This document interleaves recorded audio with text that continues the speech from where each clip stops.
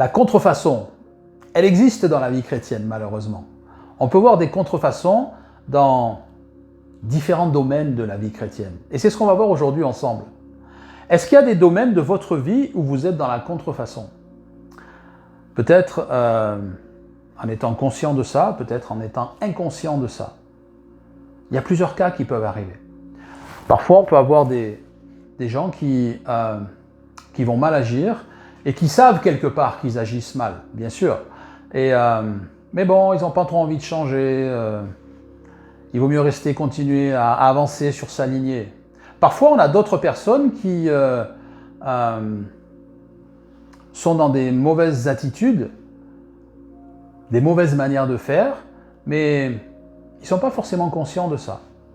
D'autres fois, c'est un manque d'enseignement, par exemple, sur peut-être quelqu'un qui pensait que la foi, c'était faire comme ci, comme ci et comme ci, et comme ça, pardon.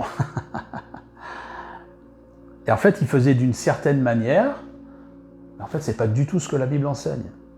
Et on va voir aujourd'hui que il peut y avoir ces contrefaçons d'attitudes dans plein de domaines. Alors, on ne va pas prendre tous les domaines de la vie chrétienne, ça serait trop long aujourd'hui, je vais en prendre quelques-uns, où, dans bien des cas, les gens se trompent eux-mêmes.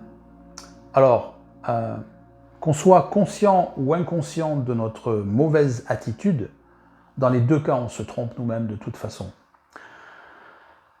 Pour grandir, comme je dis souvent, il faut accepter d'avoir tort. Et personnellement, c'est ce que j'applique dans ma vie. Quand je vois que j'ai tort dans quelque chose, ou peut-être j'avais une mauvaise compréhension d'un passage, etc., ou quelque chose qui concerne le royaume de Dieu, pour moi, c'est quelque chose de positif. Bien sûr, quand j'ai la vérité en face de moi. Mais c'est quelque chose de positif parce que je me dis, ok, j'avais tort là-dessus, donc c'est l'occasion pour moi de rétablir la vérité. Et c'est l'occasion pour moi de ne plus être trompé dans un domaine bien particulier. Mais ça, bien sûr, il faut un minimum de, je dirais, d'humilité, de simplicité. Et c'est pas compliqué si vraiment on a réalisé ce que c'est que l'Évangile, réalisé que, je veux dire, cette alliance qu'on a passée de nouvelle naissance avec Jésus-Christ, où on accepte d'avoir sa vie en nous. Et pour que sa vie puisse vivre activement en nous, il faut que la nôtre, elle meure, c'est pas compliqué.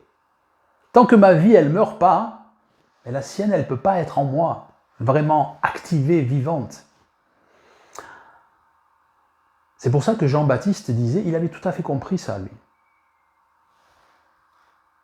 Il faut que je meure pour que lui croisse. Pas compliqué. Donc l'humilité, c'est quelque chose qui est important. Et je me rappelle ce passage qui dit, on connaît tous ce passage qui dit que Dieu résiste aux orgueilleux mais fait grâce aux humbles. Et ça, c'est l'illustration, pardon, j'en bafouille, l'illustration parfaite où vous m'avez entendu le dire, c'est pas Dieu qui va dire non, non, non, non, je te résiste, parce qu'il y a de la pride, comment on dit ça, de l'orgueil. Absolument pas. Mais l'orgueil, ça va couper tout ce que Dieu peut me donner. L'orgueil, ça va couper toute la compréhension que je peux avoir du royaume. C'est un écran qui est devant moi et qui m'empêche de recevoir tout ce que Dieu veut me donner. Alors que ce soit bénédiction, provision, compréhension de sa parole, etc., etc. Compréhension de sa personne, etc., etc. Si je n'ai pas l'humilité, j'ai accès pratiquement à rien. Donc c'est important aujourd'hui de se mettre dans cette peau d'humilité, de personne humble. Et bien sûr que, sûrement que dans cet enseignement, je vais dire des choses qui sûrement plairont pas à votre chair si vous vous sentez concerné. Mais décidez d'être une personne humble. Décidez de grandir. Décidez d'accepter d'avoir tort peut-être dans un domaine de votre vie pour pouvoir récupérer la vérité et la mettre en pratique. Et avancer et grandir dans sa présence et dans votre relation avec lui. Ça, c'est la maturité que le Saint-Esprit nous donne, qui est directement liée à l'humilité qu'on a choisi d'avoir. Il n'y a pas de maturité sans humilité. Ça ne fonctionne pas. On ne peut pas être mature si on n'est pas humble en même temps. Donc, par exemple, on peut prendre un premier domaine de la vie chrétienne. Alors, ce domaine, c'est l'ossature de toute chose, la foi, par exemple. On peut avoir une foi de contrefaçon, que j'appellerais, par rapport à une vraie foi, telle que la Bible l'enseigne, telle qu'elle est exprimée par rapport à ce que Jésus nous a enseigné, les apôtres, etc., etc. Et si on devait, par exemple, prendre une vidéo d'une personne qui va exprimer sa foi de manière contrefaite, par exemple, de contrefaçon, et quelqu'un qui va réellement exprimer sa foi. Si on prend deux personnes qu'on ne connaît pas, et si on fait une vidéo de ces deux personnes, qui sont en train peut-être de parler de leur foi, etc., etc., les deux vidéos, elles vont être identiques. Et c'est là où le piège, je dirais, est pas évident à voir. Parce que de l'extérieur, si j'ai une foi de contrefaçon, ou si j'ai vraiment une foi réelle biblique, de l'extérieur, aucune différence. Ça sera exactement la même chose. Les gens vont parler de la même manière, les gens vont avoir les mêmes expressions, les gens vont avoir les mêmes attitudes. Mais c'est seulement dans les faits qu'on va voir la différence. Ce qui fait que quand les gens parlent, quand on les voit agir, etc., etc., c'est facile de parler de sa foi quand il y a des sujets où il n'y a pas besoin d'exprimer sa foi, par exemple. C'est facile de dire « Oh ben moi j'ai la foi pour telle chose et telle chose, si je ne suis pas en train de vivre, c'est telle ou telle chose, par exemple. » Et donc c'est important de voir qu'il peut y avoir des contrefaçons de la foi, comme des contrefaçons de bien d'autres domaines dans la vie chrétienne aussi. Est-ce que vous êtes dans une contrefaçon ou pas? C'est important à savoir. Parce que si vous êtes dans la contrefaçon et que vous ne le savez pas, vous vous trompez vous-même. Ou alors si vous êtes dans la contrefaçon parce que vous pensiez que la foi c'était comme ça et que vous voyez que de manière évidente, vous n'avez pas de résultat dans votre vie. Acceptez de vous mettre à l'évidence, de voir qu'il y a quelque chose qui ne va pas. Que vous n'exprimez pas la foi de manière réelle, mais simplement une contrefaçon de la foi. Et tout ça, c'est le résultat d'années où j'ai pu observer les choses, j'ai pu observer les gens, discuter avec des gens, etc., etc. J'aime bien observer, regarder la manière dont les gens agissent, parlent, etc. Pas que je vais scruter les gens pour essayer de rentrer à l'intérieur d'eux, bien sûr que non. Mais j'aime bien observer les gens pour voir les différentes manières d'agir. Parce que ça m'apprend. Parce que ça me donne des exemples aussi quand je fais des vidéos comme ça. Mais parce que ça m'apprend de voir les différentes manières que l'être humain peut utiliser dans sa vie, bonne ou mauvaise. Donc j'ai vu des gens parfois qui avaient une foi de contrefaçon, par exemple. Ça me rappelle je discutais avec une chrétienne il y a bien des années, et elle me parlait de quelqu'un, je crois que c'était quelqu'un de proche pour lequel elle priait, et pour que cette personne passe par la nouvelle naissance. Voilà. Et de manière évidente, cette personne ne voulait pas passer par la nouvelle naissance. Quand on lui en parlait, je veux dire, elle n'en faisait absolument pas cas, c'était le dernier de ses soucis, absolument pas réceptive à ça. Et je crois qu'elle devait s'engager dans certaines choses avec cette personne, etc. Et moi, je lui disais, ok, faites attention, parce que c'est sûrement un drapeau rouge quelque part, red flag, comme on dit en anglais. Faites attention de ne pas vous engager dans certains domaines avec cette personne, parce que vous ne savez pas comment elle peut réagir, c'est pas une personne qui est chrétienne, etc. Et n'espérez pas, je me souviens lui avoir dit, n'espérez pas qu'elle ait des réactions bibliques quelque part, si elle ne veut rien avoir à faire avec ça. Pardon. C'est évident. Et cette personne me répond, oui, mais Dieu peut changer cette personne. Ça me fait penser aux gens qui, et j'ai vu ça aussi malheureusement, des jeunes qui étaient en âge de se marier, et par exemple, je me rappelle d'une amie à moi qui un jour s'est mariée, chrétienne depuis plus de 10 ans, et elle s'est mariée avec quelqu'un qui n'était pas né de nouveau, qui n'était pas vraiment hostile à la foi, mais juste il n'avait pas envie de ça dans sa vie, quoi, voilà. Et oui, mais je verrai après, voilà, c'était tout le temps ça. La plupart du temps, je dirais que l'excuse c'est ça. Non, mais on verra après plus tard. Je suis pas contre, hein, mais on verra après plus tard. Ouais. Bah, du coup, elle s'est mariée avec lui, et je crois que on peut dire aujourd'hui, 15 ans plus tard, bah, c'est toujours pareil. Mais du coup, qu'est-ce qu'elle fait? Ben, elle partage pas grand-chose de spirituel avec son mari. Et du coup, ben, sa foi, elle est descendue. Tout ça parce que son futur mari lui a dit « Non, mais on verra après. » Et elle me dit « Non, mais Dieu peut le changer. Mais il peut changer. » Oui, ok, d'accord, Dieu peut le changer, ok. Mais juste, la Bible ne nous conseille pas de nous marier lorsqu'on est né de nouveau avec quelqu'un qui n'est pas né de nouveau. C'est clair et net.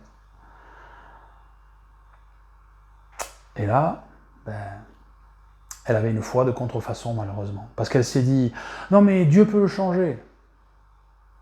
Et elle s'est mariée avec lui, et il n'a jamais changé. Et si je reviens à mon premier exemple, où cette personne s'est mise, on va dire, en accord avec, enfin, je ne sais plus si c'était des histoires professionnelles, ou je ne sais plus exactement, mais le fait est que, elle me dit, non mais Dieu peut changer cette personne. Je vais m'engager... encore une fois, je ne sais plus si c'était professionnellement ou pas. Je vais m'engager avec lui, oui, je vais m'engager avec lui, on va faire ça ensemble, etc. Mais Dieu peut le changer en cours de route. Je me rappelle, ce jour-là, c'était en plein été, il faisait hyper chaud dehors, et je dis à cette personne, ok, en fait, tu confonds, est-ce que Dieu peut faire quelque chose, mais est-ce que Dieu va réellement faire cette chose? Et ça, c'est important à différencier. C'est pas parce que Dieu peut faire quelque chose s'il le veut qu'il va le faire forcément. Je lui ai dit, regarde, là, on est en plein été, il devait faire, je sais pas, 35 ou 38 degrés dehors, c'était en Australie, dans le nord, en plus tropical, etc. Et je lui ai dit, Dieu, s'il veut, là, maintenant, il peut mettre 1 mètre de neige dehors, en 10 minutes. Oui ou non? Ah, elle m'a dit, oui, bien sûr, Dieu peut le faire s'il veut. J'ai dit, ok, d'accord. Est-ce que tu penses que Dieu va le faire? Et là, tout de suite, elle s'est sentie piquée. Bien sûr, ça manquait d'humilité, tout ça. Et cette personne a refusé tout ce que j'ai essayé de lui enseigner ce jour-là. Où je lui ai dit, ok, en fait, tu es en train de confondre, est-ce que Dieu peut faire quelque chose, dans le sens, est-ce qu'il a le potentiel, est-ce qu'il a la puissance de le faire, et est-ce qu'il va réellement le faire? Dieu est soumis à ses propres lois. Et il ne va pas juste, par exemple, pour quelqu'un qui va... faire une petite prière, mettre 1 mètre de neige dans le désert du Sahara, par exemple. Pourquoi? Parce que ça chamboulerait toute la météo, par exemple.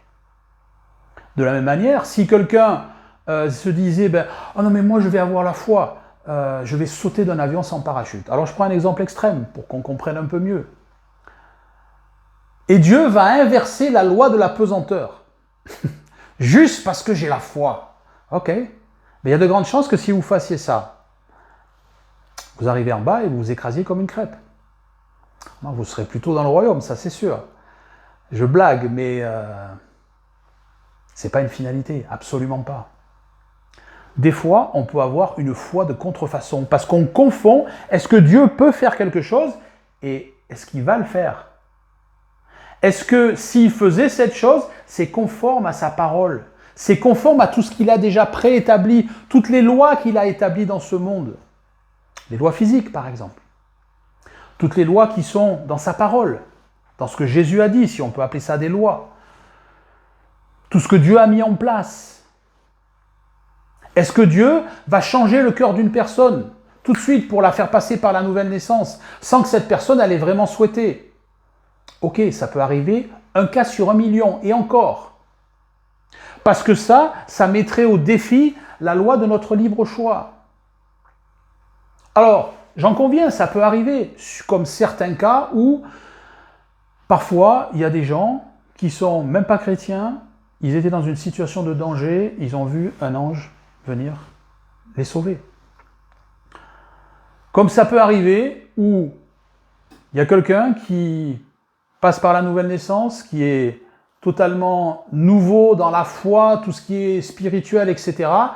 Il va prier pour une guérison, paf, Dieu va lui envoyer la guérison tout de suite. Ok, ça arrive, un cas sur 1 million, ça. Dieu fait des choses comme ça, parfois, dans sa préscience, dans sa perfection, sûrement pour, en tout cas en ce qui me concerne, je pense, pour nous montrer les choses qu'on peut acquérir dans notre vie, les niveaux qu'on peut atteindre dans notre vie et les résultats qu'on peut avoir. Donc il arrive parfois, bien sûr, et je ne parle pas de ces cas-là, ces cas hyper exceptionnels. Quand je dis une chance sur 1 million, je suis encore gentil.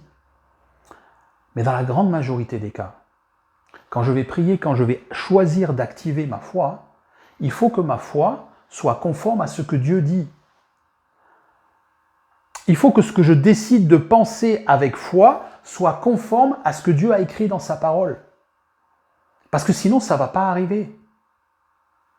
Ça me fait penser à un pasteur qui m'a raconté une fois que, même chose, il y avait 2 jeunes filles qui étaient chrétiennes, et elles se sont prises dans un excédent de foi, de contrefaçon, malheureusement, et elles se sont dit « Oh, Jésus a marché sur l'eau, ben nous, on va marcher sur l'eau aussi ».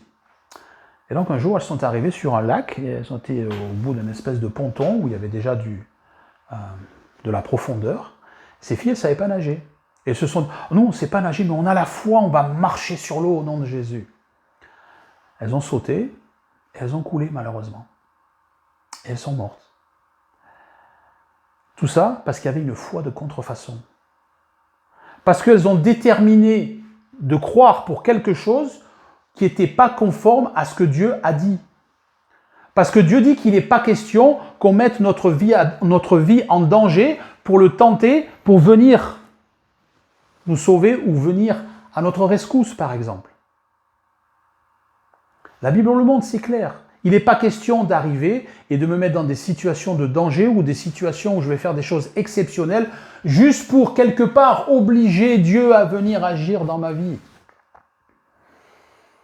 Donc on peut avoir une foi de contrefaçon, ça peut arriver. Est-ce que vous êtes sûr de ne pas confondre est-ce que Dieu peut le faire et est-ce que Dieu va le faire? Est-ce que ce que je détermine de croire, c'est conforme à tout ce que Dieu dit dans sa parole? La foi, c'est voir les choses dans mon esprit à l'avance. C'est l'espérance des choses que je ne vois pas maintenant.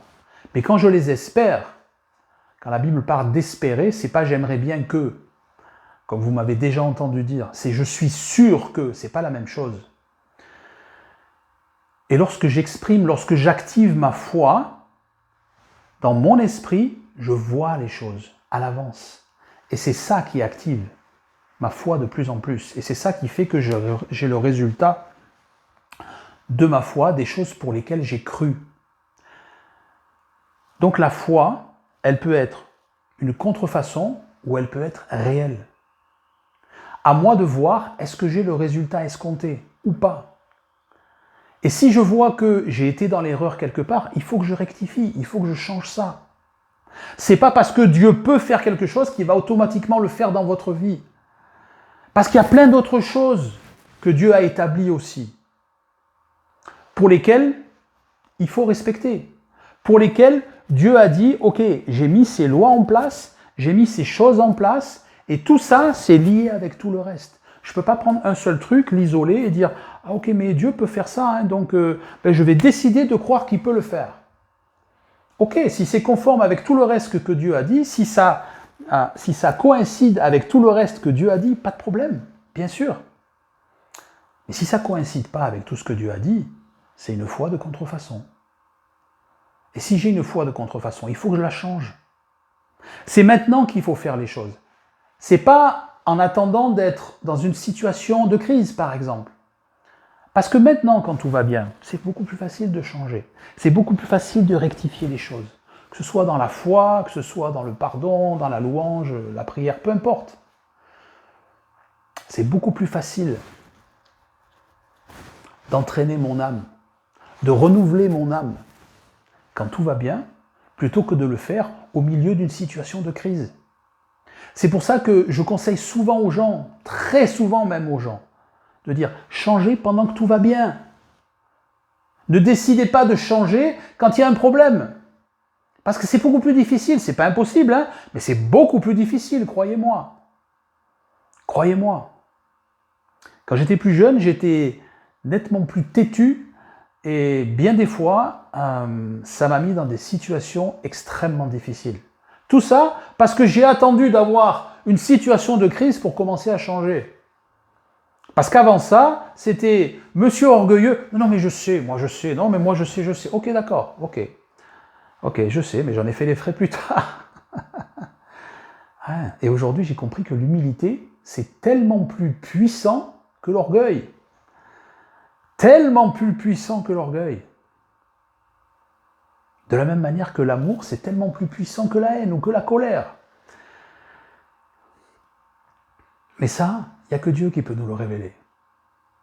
Il n'y a que Dieu qui peut nous le faire comprendre. Si on a envie de le comprendre, tout simplement. C'est donné à tout le monde. Est-ce que votre foi, elle est réelle ou est-ce qu'elle est de contrefaçon?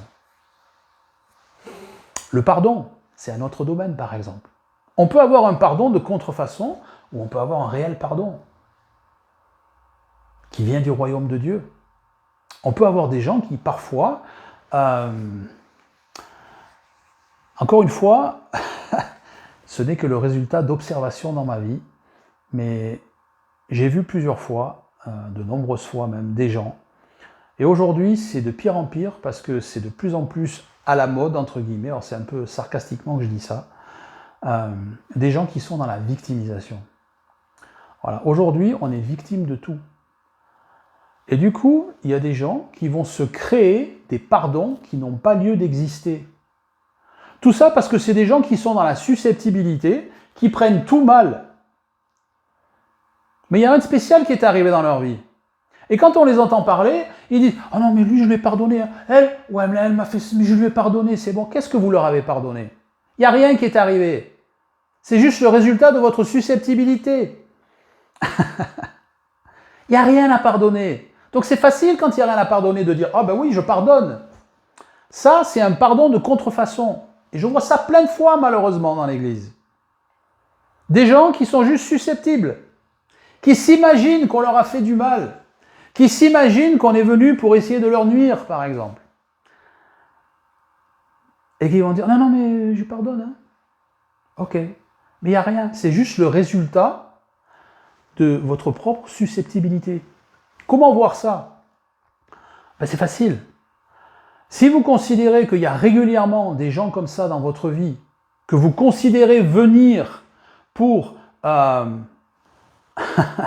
veux dire, faire des choses qui vous atteignent et qui sont méchantes, que vous considérez méchantes, que vous considérez qui vous atteignent, etc., etc., si ces choses, elles arrivent régulièrement, si c'est tous les mois ou toutes les semaines, par exemple, il y a quelque chose qui ne va pas.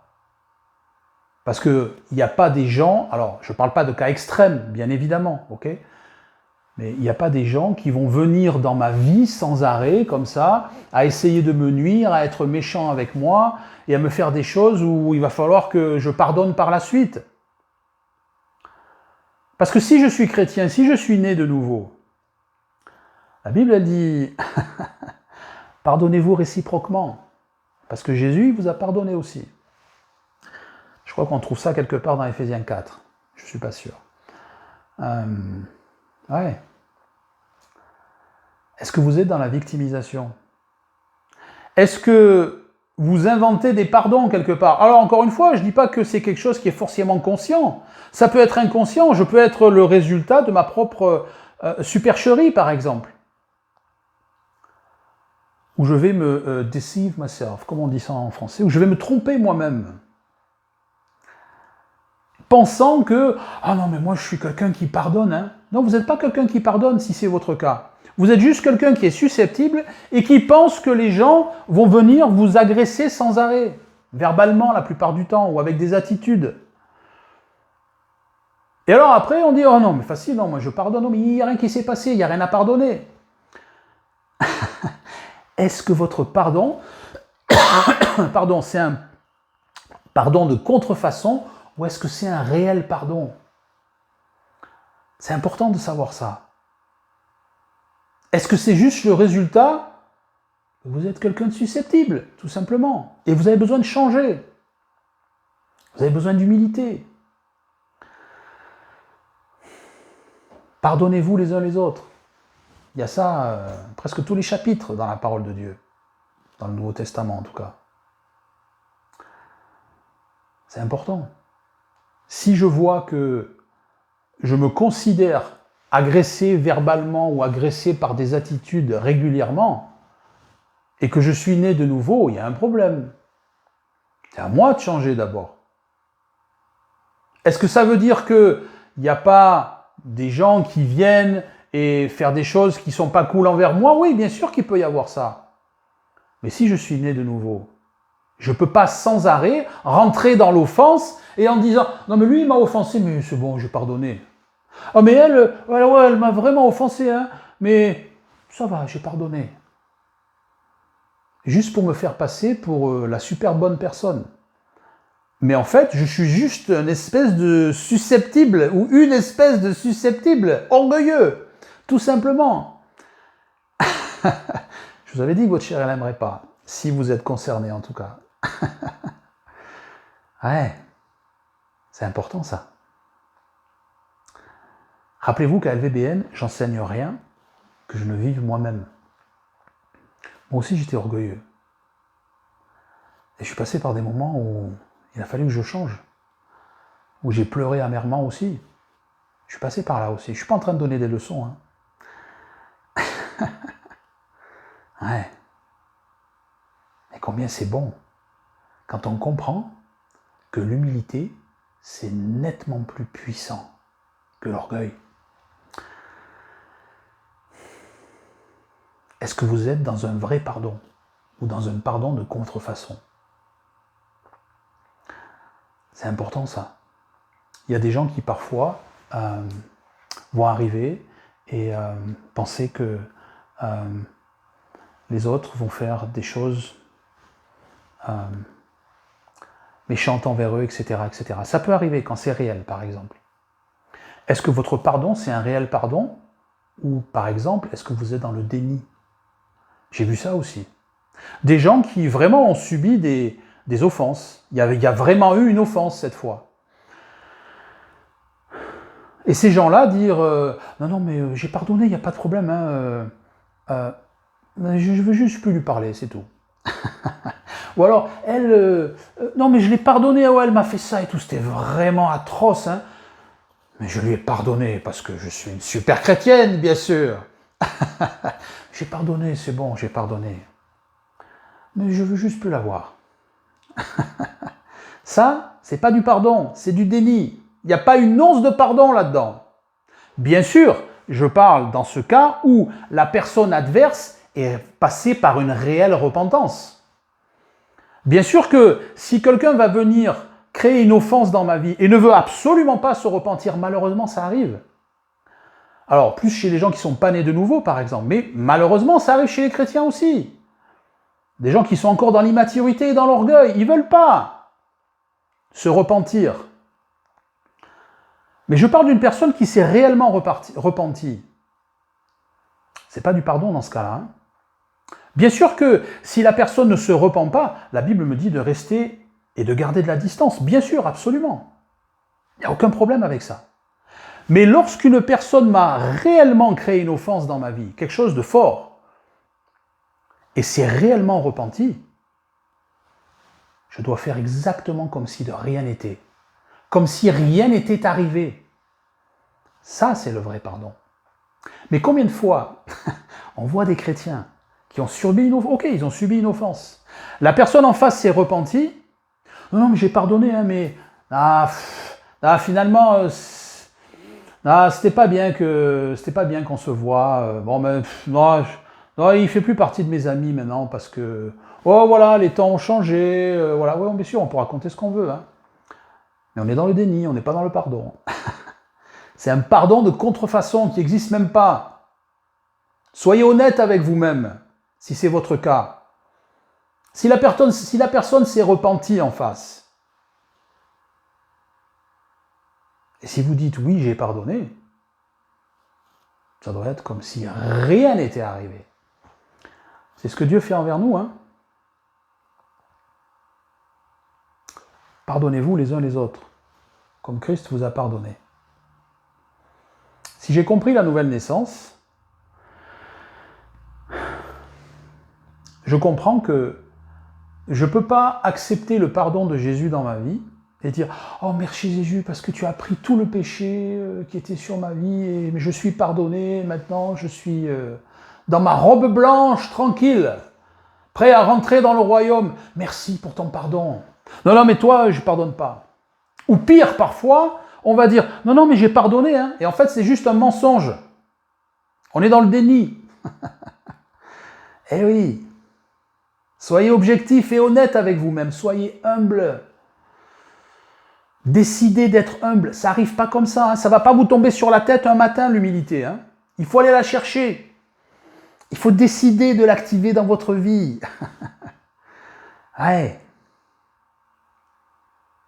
Quand vous dites que vous avez pardonné, si tous les critères sont réunis, bien sûr, encore une fois j'insiste, s'il y a une repentance en face, il faut faire comme si de rien n'était, comme si jamais rien n'était arrivé, et on reprend comme avant, juste avant que les choses tournent mal,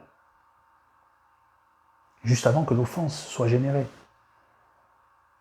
Et on peut même reprendre encore mieux qu'avant. Donc c'est important de réaliser. Quand vous pardonnez, quand vous dites que vous avez pardonné, vous êtes dans le déni ou vous n'êtes pas dans le déni? Vous êtes dans la victimisation ou vous n'êtes pas dans la victimisation? Ouais. Des fois je rigole, mais c'est pour... je ne me moque pas. J'en profite pour faire une parenthèse. Souvent je souris, je rigole quand je dis des choses sérieuses, mais c'est juste pour détendre l'atmosphère, quoi. C'est parce que je veux pas me laisser aller dans des attitudes où je serais trop sérieux, ou etc., etc. Malgré que bien sûr c'est sérieux. Mais je veux pas, mon but c'est pas de vous agresser, mon but c'est pas de vous rabaisser. Mon but c'est de vous aider, c'est de vous faire profiter de ce que je vis. Pas plus, pas moins. Ouais. Ouais. Enfin, il y aurait plein de choses à dire là-dessus, mais je ferme ma parenthèse rapidement. Il y a d'autres domaines de la vie. La patience, par exemple. Il y a des gens qui pensent être patients. Alors la Bible dit que la foi produit la patience. Je crois que c'est Jacques qui nous dit ça quelque part. Chapitre 4, je ne suis pas sûr. La foi produit la patience. Est-ce que votre patience, c'est une réelle patience ou c'est une patience de contrefaçon? Parfois, il y a des gens qui disent qu'ils sont dans la patience, mais ils sont juste pas conscients des choses, en fait. Quand je prie pour quelque chose et que je dois exercer ma patience, par exemple, si je prie pour la conversion de quelqu'un, alors dans le meilleur des cas, malheureusement c'est rare, mais ça peut arriver, dans le meilleur des cas, ça a duré quelques jours, je vais avoir réponse à ma prière, la personne passe par la nouvelle naissance, génial, alléluia, super. Mais dans la plupart du cas, ça dure un peu. Pourquoi ça dure un peu? Parce qu'il y a la nature du péché, etc. Le Saint-Esprit va parler à cette personne, l'influencer, peut-être mettre des gens sur sa route, etc., etc. Et ça va prendre du temps. Donc parfois, si je prie pour la conversion de quelqu'un, ça risque de prendre du temps. Donc si ça prend du temps, il va falloir que j'active ma patience pour pouvoir continuer de prier avec efficacité. Parce que si je n'ai pas de patience, je vais laisser tomber. L'amour produit la patience. 1 Corinthiens 13, l'amour est patient. Si j'aime mon prochain, je suis patient.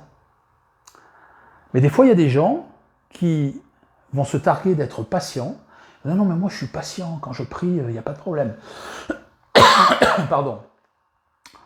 En fait, ils prient une fois pour une personne, par exemple, pour cette personne qui doit passer par la nouvelle naissance, et puis après ils oublient. Ils sont plus conscients des choses, du temps qui passe, ils sont plus conscients des des circonstances, etc., des implications que ça peut avoir dans la vie, etc., etc. Et ils font passer ça pour de la patience. Mais c'est juste qu'ils oublient le truc. C'est pas pareil, hein. C'est pas la même chose. Quand je suis patient, je suis pleinement conscient de toutes les conséquences, les unes après les autres, qui s'enchaînent. Quand j'utilise et quand je décide d'activer ma patience dans la prière, par exemple, je suis conscient de tout ce qui arrive. Et je suis conscient de tout ce qui peut arriver de négatif aussi. Si je ne continue pas d'activer ma patience. Et il y a des gens qui parfois vont dire, encore une fois, si on prend une vidéo, c'est exactement la même chose. Quelqu'un qui va parler, qui va dire, oh, moi j'ai prié pour qu'il passe par la nouvelle naissance, et non mais je suis sûr, il n'y a pas de problème, mais je ne suis pas impatient, je continue à le faire, etc. Non. Et une autre personne qui va prier, et qui va dire, oh non mais moi je prie, pas de problème, j'ai la patience, et qui a une réelle patience. Les deux vidéos, aucune différence. Encore une fois, si on ne connaît pas les personnes, bien sûr, dans leur personnalité, dans leur vie de tous les jours. De l'extérieur, c'est exactement la même chose. C'est là où c'est difficile parfois de ne pas tomber dans le piège. Parce que je peux dire je suis patient, mais en fait je suis juste quelqu'un qui oublie les choses. Et ça passe pour de la patience, mais c'est pas de la patience du tout. C'est juste du laxisme. Parce que, bon bah, ok, je sais que je dois prier régulièrement, mais bon, pendant un mois ou deux, j'oublie le truc, quoi. Je mets les règles de côté. Je suis laxiste, quoi. Et du coup, ben, je me persuade que je suis patient, finalement. En fait, je suis pas patient du tout. Juste, j'ai mis le truc de côté, c'est pas la même chose. Est-ce que votre patience, c'est une patience de contrefaçon ou c'est une réelle patience qui a conscience de tout, les tenants et les aboutissants de la situation? Et malgré tout, je reste dans la patience. Parce que c'est l'amour qui me pousse. Parce que c'est la foi qui produit cette patience en moi. Ou est-ce que vous êtes dans une patience de contrefaçon? C'est important à savoir. Pardon. La louange, c'est un autre domaine encore. Dimanche matin. Alléluia, Alléluia. Oui, bien sûr. Il y a plein de gens qui font ça. Mais est-ce que vous êtes vraiment dans la louange? Ou est-ce que votre louange, c'est une louange de contrefaçon? Pardon. Est-ce que c'est une vraie louange que vous avez? Ou est-ce que vous êtes dans l'émotion, tout simplement? Et ça, c'est facile à voir. Comment est-ce que je réagis dans ma vie en général? Quand les problèmes arrivent, par exemple. Parce que louer Dieu, quand tout va bien, c'est facile. Hein. Quand il n'y a pas de problème dans ma vie, etc., tranquille. Très, très facile. Très facile. Mais rester dans la louange quand je traverse des problèmes, par exemple, ou des situations extrêmement difficiles dans ma vie, pardon, c'est autre chose. Et c'est là où je vois la différence. Mais le dimanche matin, si je vois ces deux personnes, une qui est totalement dirigée par l'émotion, et une qui va vraiment être dirigée dans la louange.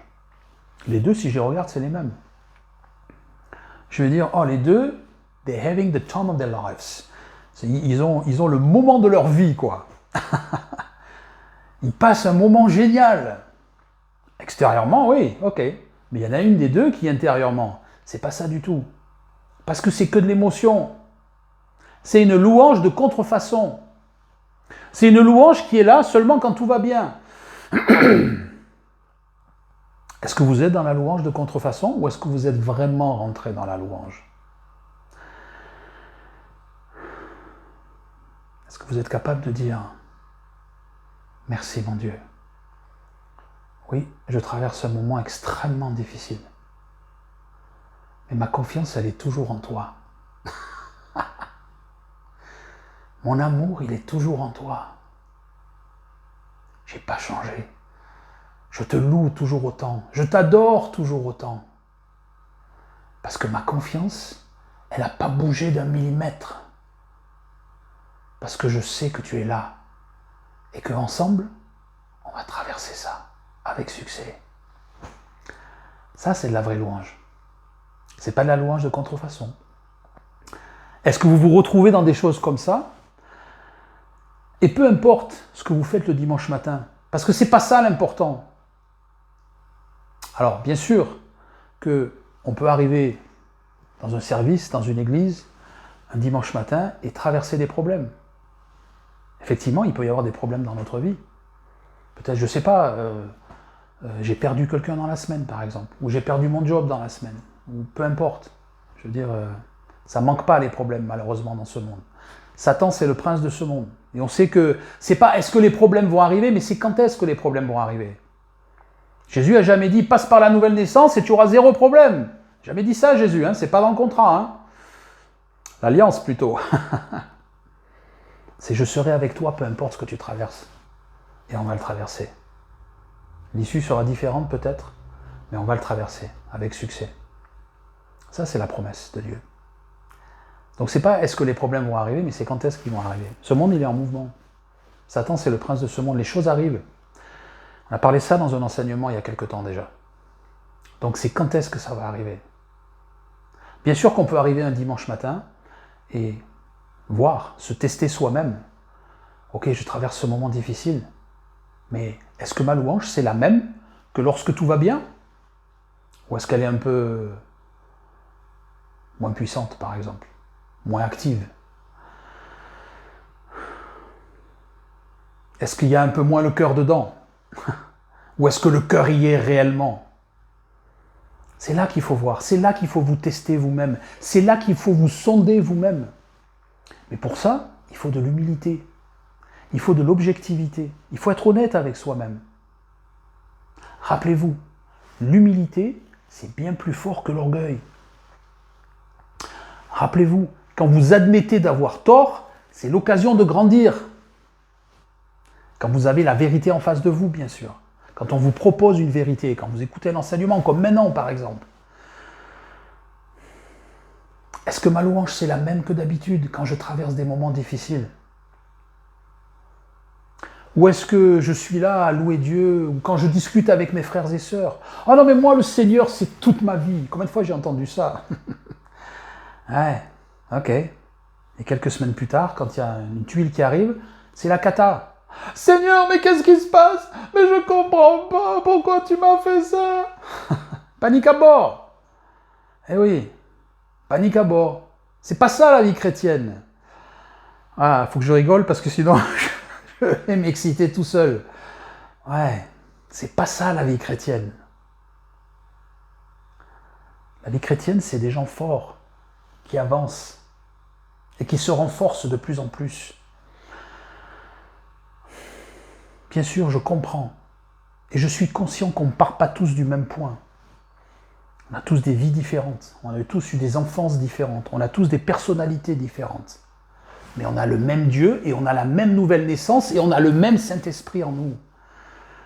Donc au bout d'un moment, on doit tous se rattraper les uns les autres et arriver à ce niveau de puissance de l'Église que nous sommes.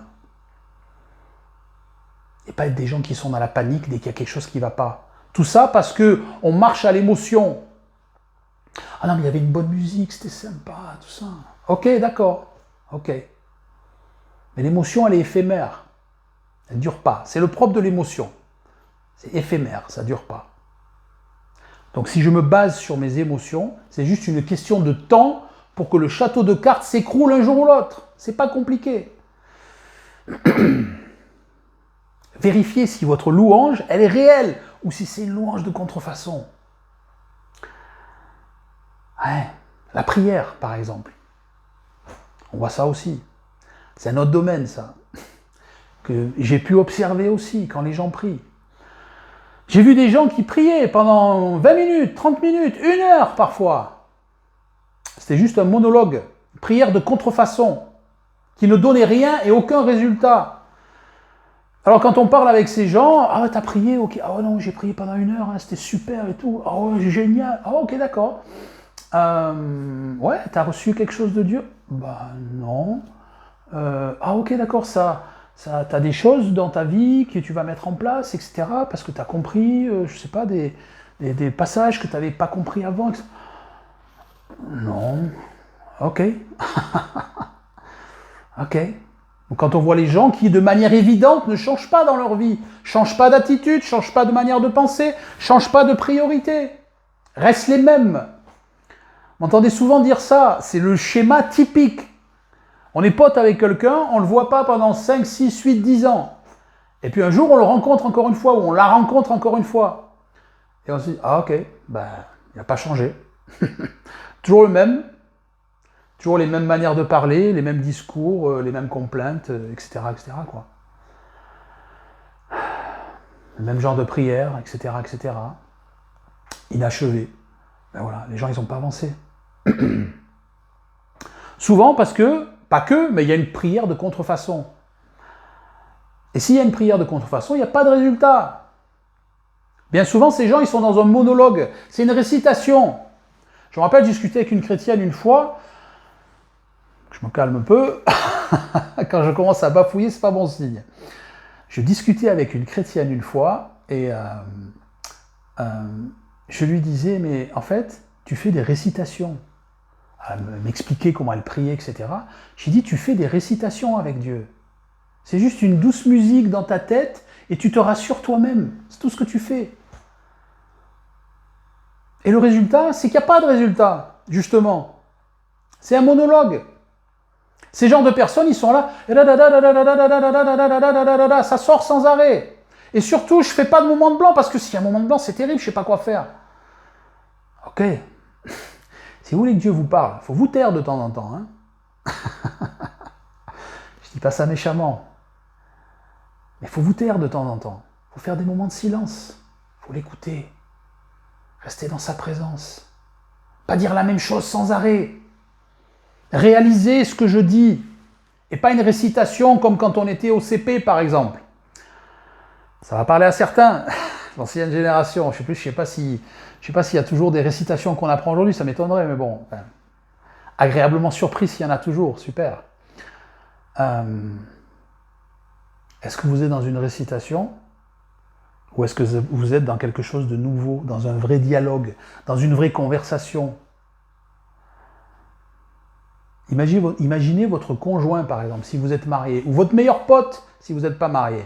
À chaque fois que vous le voyez ou que vous la voyez, si vous dites la même chose,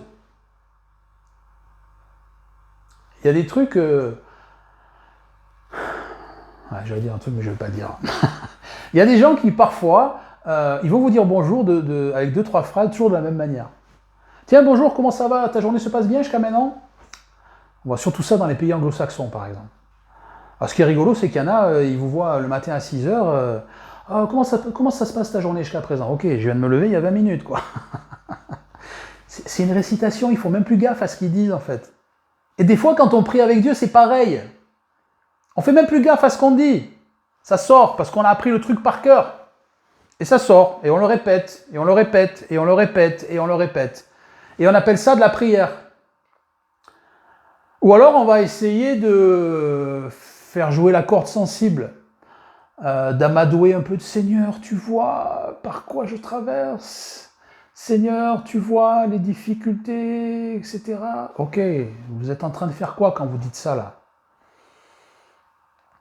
Vous croyez que vous allez amadouer Dieu? Oh ok, ouais, bon quand même. Non mais il s'est plaint là, hein, c'est pas évident. Hein. Regarde Michael, viens voir Michel. Oh, c'est difficile hein, ce qu'il travaille. Bon, on va lui donner ce qu'il demande. Hein. Oh, ça marche pas comme ça. Hein. Ça marche pas comme ça. Si moi j'active pas ma foi, ça fonctionne pas. C'est ça qu'il faut réaliser. Je dois pas être dans une prière de récitation. Je dois pas être dans un truc que j'ai appris par cœur malgré moi, sans m'en apercevoir, mois après mois, même parfois, année après année pour certains. Et je suis dans une prière de contrefaçon et ça fonctionne pas.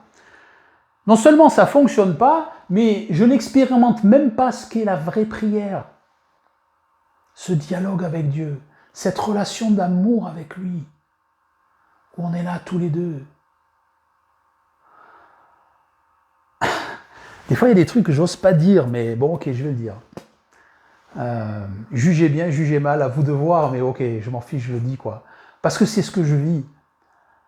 J'allais dire, quand on est dans la prière, imaginez si vous êtes marié, et vous êtes juste, je sais pas moi, assis sur votre canapé, dans les bras de votre conjoint, et voilà, et on est là, et on est bien, quoi. Ou alors, je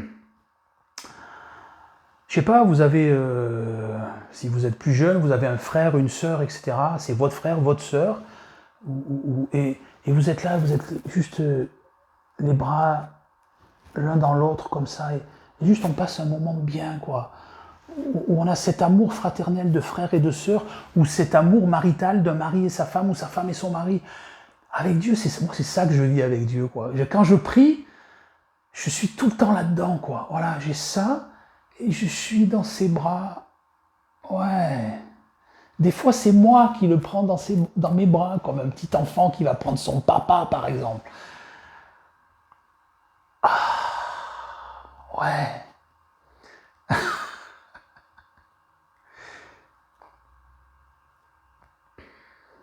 Et je m'arrête là, parce que si je continue à en parler, ouais, je suis pris par cette présence-là, et je me mets à rire, je me mets à pleurer, et dans la joie, dans... Waouh! Ouais, c'est ça la prière. C'est pas un truc répétitif. Et du coup, si je suis dans cet état d'esprit-là, si je suis dans cette manière de vivre avec Dieu, dans cette relation avec lui, la prière, c'est plus du tout la même chose. La prière de contrefaçon, elle rivalise même plus avec ça. Et je ne suis pas dans une dynamique où je vais prier parce que j'ai quelque chose à demander à Dieu. Mais je vais prier parce que je veux passer du temps avec lui. Et si pendant que je passe du temps avec lui, j'ai des choses à lui dire, j'ai des choses peut-être où je dois le remercier parce que je sais que par la foi, il va m'aider dans telle ou telle situation, etc. Peu importe, ben je le fais, bien sûr. Mais la priorité du truc, c'est que je veux être avec lui. Est-ce que ça vous est arrivé parfois de prier et de dire « Papa, je suis juste là bien avec toi. J'ai juste rien à te demander, rien. Je veux juste être là bien avec toi. » Ouais.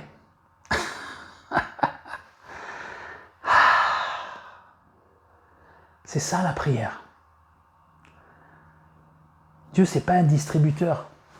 Malgré qu'il est là pour me bénir, bien sûr, bien évidemment. Provision, guérison, sécurité, vie éternelle, évidemment, c'est ça que ça veut dire sauver. Bien sûr que c'est ça qu'on expérimente dans notre vie. Mais c'est ça qui doit arriver dans cette relation d'amour avec lui. Ça, c'est de la vraie prière, pas de la prière de contrefaçon. Est-ce que c'est ça que vous vivez ou est-ce que c'est autre chose? Alors bien sûr, je vous ai donné ma manière de faire, c'est avec mes mots à moi, etc. Mais est-ce que vous vivez quelque chose de similaire à ça? Est-ce que c'est ça vos moments de prière ou pas? Est-ce que vous êtes excité quand vous allez devoir aller prier? Moi, des fois, je sors du boulot le soir, je me dis « Oh, je vais aller prier, ça va être cool !»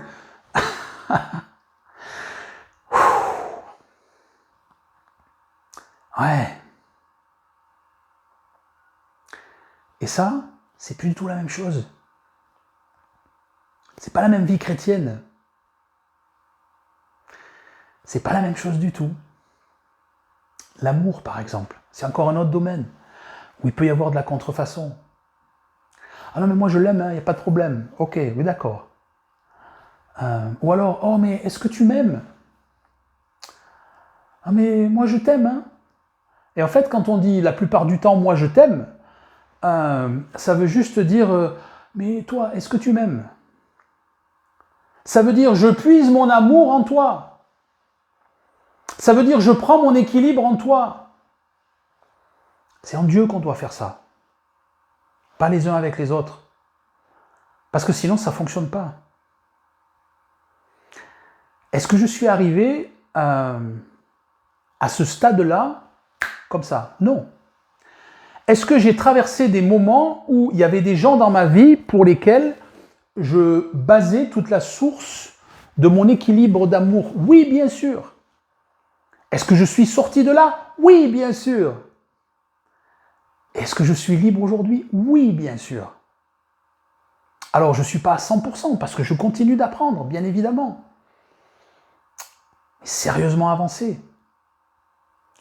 Est-ce que je suis passé par là? Bien évidemment. On a tous eu, parfois. Alors c'est surtout avec les êtres qui sont hyper proches, comme par exemple, on peut avoir frères et sœurs, ou frères et frères, sœurs et sœurs quand on est enfant.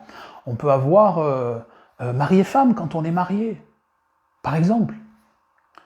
Ou vraiment, on a, ou même des bons amis. Alors moi je t'aime, hein. Ok. Mais bon, j'espère que tu m'aimes aussi, c'est ça que ça veut dire à l'intérieur. Et du coup, on est dépendants les uns des autres. Ouais.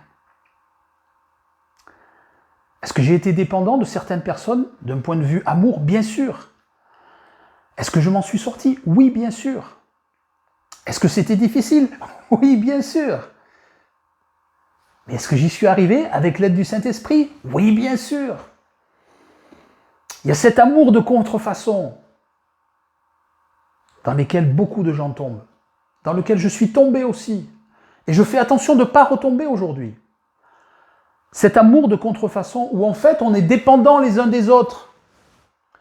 Ça va bien tant que je ressens qu'il m'aime ou qu'elle m'aime. Mais quand il m'aime plus ou qu'elle m'aime plus, ah mais c'est la cata là. Alors que mon amour, c'est en Dieu que je le prends. En tout cas, l'équilibre de mon amour, c'est en Dieu que je le prends. Est-ce que je suis en train de dire qu'on ne doit pas s'aimer les uns les autres? Ce n'est pas du tout mon propos. Je parle de l'essence, de la base et de l'équilibre de mon amour. Est-ce que je me sens aimé? Est-ce que si un autre être humain que j'apprécie fortement ne m'aime plus, par exemple, est-ce que ça va me déboulonner ou complètement me déstabiliser? Si c'est mon cas, j'ai été dans un amour de contrefaçon. Ou bien, est-ce que ça, si ça m'arrive, est-ce que ça va m'affecter? Bien sûr, ça va m'affecter. Est-ce que ça va me rendre triste parce que j'aime les gens? Bien sûr, ça va me rendre triste. Mais est-ce que ça va affecter l'équilibre de mon amour? Sûrement pas.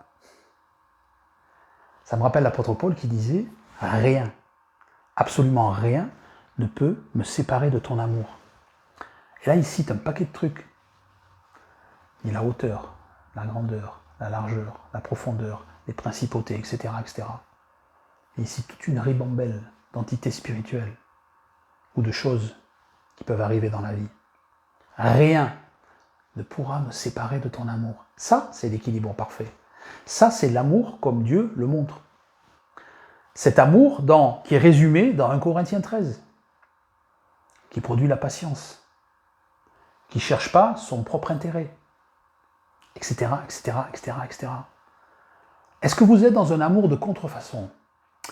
Là, bien souvent, il y a beaucoup plus de candidats que dans les précédents dans les précédents domaines dont on a parlé jusqu'à présent. Pourquoi? Parce que ça, c'est pas beaucoup enseigné. Et je connais très peu de gens qui l'enseignent bien. Je connais quelqu'un, peut-être certains d'entre vous le connaissent, qui s'appelle Dan Mola, qui enseigne très très bien cet équilibre de l'amour identitaire. Est-ce que mon amour, je le mets dans les autres ou est-ce que je le mets en Dieu? Et tout l'équilibre, c'est si je ne suis pas dans cet amour de contrefaçon et dans ce vrai amour que Dieu nous a donné, tout l'équilibre se trouve dans le fait de prendre l'identité et l'équilibre de mon amour en Dieu, aimer encore plus mon prochain, parce que j'ai cette source qui est là en moi. Mais si un de mon prochains, fail, comme on dit fail en anglais, va échouer, voilà, si un de mon prochain va échouer en termes d'amour envers moi, ça ne va pas impacter mon équilibre. Est-ce que ça va me faire de la peine? Bien sûr, mais ça ne va pas impacter mon équilibre. Ça ne va pas démonter ma relation avec Dieu. Ça ne va pas mettre ma vie chrétienne par terre. Ouais. Ça, c'est la vraie vie chrétienne. Est-ce que je suis dans la contrefaçon ou est-ce que je suis dans le vrai? Et on aurait pu encore prendre plein d'autres domaines de la vie chrétienne, mais vous avez compris ce que je veux dire aujourd'hui.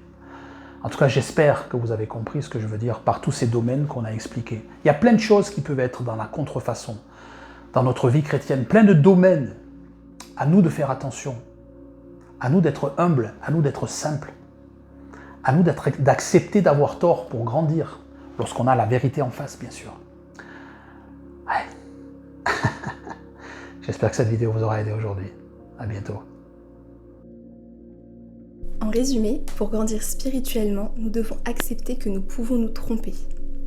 L'humilité et la simplicité sont les fondements indispensables d'une vie chrétienne authentique, car elles nous permettent de nous remettre en question et de progresser.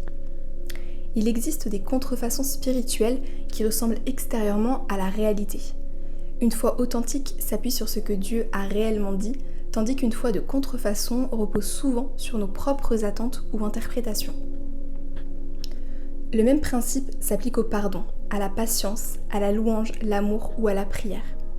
Les résultats qu'ils produisent dans notre vie révèlent souvent s'ils sont authentiques ou s'ils cachent encore de l'orgueil, de la susceptibilité ou des raisonnements erronés. La vie chrétienne est un chemin de transformation où nous sommes appelés à devenir plus forts, plus matures et plus semblables à Christ. Identifier les domaines où nous sommes dans la contrefaçon est une opportunité de grandir et d'avancer davantage avec Dieu.